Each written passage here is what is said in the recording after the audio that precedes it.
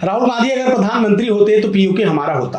कांग्रेस के तमाम नेता ये बयान दे चुके हैं। अगर वर्तमान के बयानों की बात करें तो तेलंगाना के मुख्यमंत्री रेवंत रेड्डी ने भी यही कहा कि राहुल गांधी अगर प्रधानमंत्री होते तो पीओके हमारा होता। ये कहते हुए उन्होंने मोदी सरकार पर निशाना भी साधा। इसी मुद्दे पर बात करने के लिए हमारे साथी अर्पित जी हैं, जिनसे ये समझेंगे कि इस पूरे बयान के पीछे का लब्बो लुआब क्या है।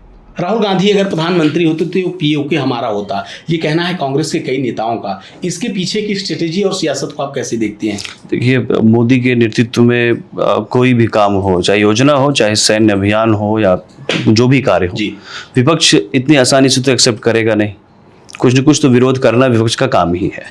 और रही बात सैन्य अभियान पर सवाल उठाना, या सबसे पहले तो रेवंत रेड्डी का बयान अगर हम देखें तो उनका ये कहना था कि जो साहस और पारदर्शिता दिखाई जानी थी वो मोदी के नेतृत्व में हो नहीं पाया। सेना पे सवाल ना उठाते हुए राजनीतिक तौर पर सरकार पर सवाल उठाने की कोशिश यहाँ पर की गई है। और ये पहला ऐसा बयान नहीं है कि जिसमें ये कहा गया हो कि राहुल गांधी पीएम होते तो पीओके। जयराम रमेश का भी इसी से मिलता जुलता बयान आया था।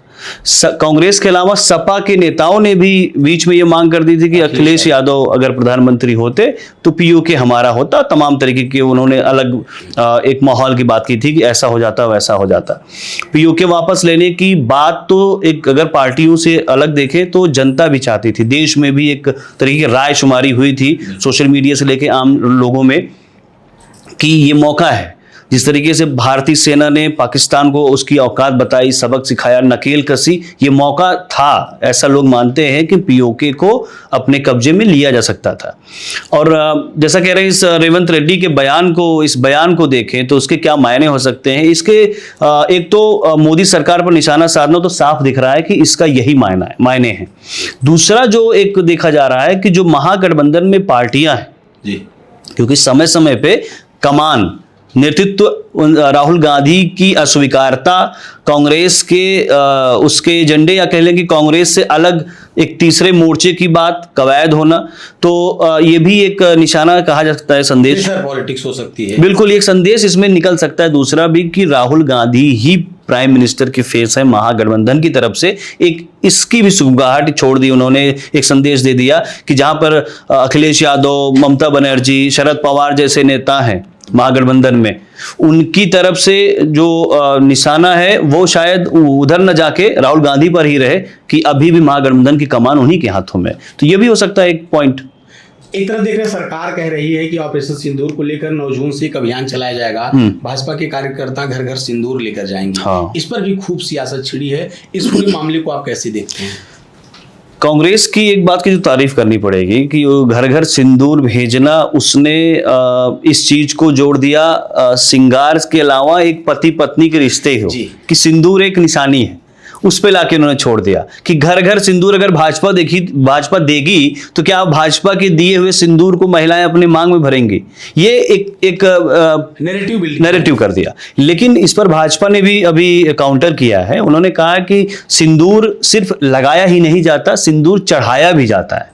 सिंदूर हनुमान जी को चढ़ता है, सिंदूर से लेप होता है। तो इसको इस तरीके से भी अब वो अपना डिफेंसिव मोड में है और ये कह रही है कि सिंदूर को लगाने से ही आप क्यों जोड़ रहे हैं? क्या सिंदूर जब दिया जाए तो जरूरी है कि मांग में ही भरा जाए? सिंदूर तो भगवान को भी चढ़ाया जाता है।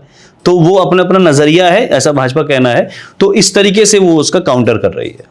एक आखिरी सवाल अर्पित जी आपसे, सीज फायर जब से हुआ तब से एक सवाल चल रहा है, विपक्ष भी सरकार पे हमलावर है कि क्या सीज फायर समझौता ट्रंप के दबाव में हुआ था? देखिए, अभी तो ट्रंप ने फिर से कह दिया, एक ताज़ा बयान आया कि भारत और पाक के बीच में लड़ाई हमने ही रुकवाई।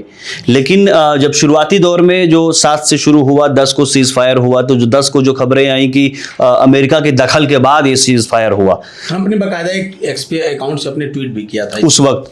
तो उसके बाद भाजपा की उसके बाद जब मोदी सरकार कह लें या भारतीय सेना की तरफ से जब स्पष्टीकरण दिया गया और पूरी अच्छे तरीके से इसको ब्रीफ किया गया लोगों को, जनता को, मीडिया को, सभी को, तो उसमें ये साफ तौर पे कहा गया कि इसमें तीसरे मोर्चे की कोई जरूरत न थी, न उसमें रही।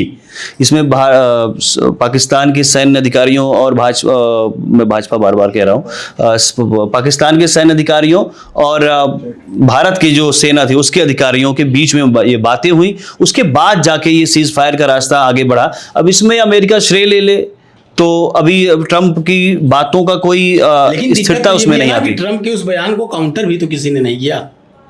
ट्रंप ने जो कहा कि हाँ। मेरी मध्यस्थता से रोका गया, अगर उसे किसी ने काउंटर नहीं किया तो उसे क्या समझा नहीं, जाए? भारतीय सेना या कह लें कि जो भारत सरकार है उसकी तरफ से इस बात को माना भी तो नहीं गया ना कि ट्रंप ने बीच में मध्यस्थता की और तब जाके ये सीज फायर हुआ। अगर उन्होंने नकारा नहीं तो माना भी तो नहीं ना कि उनकी वजह से हुआ है। भारत अभी भी अपने उस स्टैंड पर है, अगर वैश्विक नजर से देखें कि इसमें हमें रोकने के लिए, हमें लड़ाई करने के लिए किसी तीसरी आंख, तीसरी शक्ति की जरूरत नहीं है। हम सक्षम है, जब मन करेगा, हमें लगेगा आतंक हमारे लिए घाव और नासूर की तरह हुआ है, वो ऐसा घाव है, तो हम उसका इलाज करेंगे और करके दिखाया भी। तो आपने देखा कि जिस तरीके से कांग्रेस नेताओं के बयान आ रहे हैं कि अगर राहुल गांधी प्रधानमंत्री होते तो पीओके हमारा होता। इस पूरे मुद्दे पर आपकी क्या राय है, हमें कमेंट बॉक्स में जरूर बताएं।